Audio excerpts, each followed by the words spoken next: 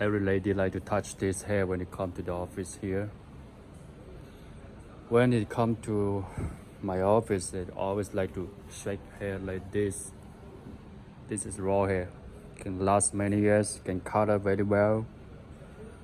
Very busy, and a lot of ladies are keep asking me, hey, what are the African people doing there? How are they doing here in China? How are the African people doing here in China?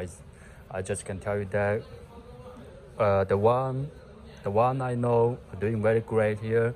We're doing business and we are doing great. I just show you one video to let you know that all of us are packing hair. The African people here in China I know are doing great. No discrimination, just friendly. So about those bad things you want to ask me, I don't know. Because the one I know is good people. We are working together, very hard together, make a good life together. Okay? I combine one video together.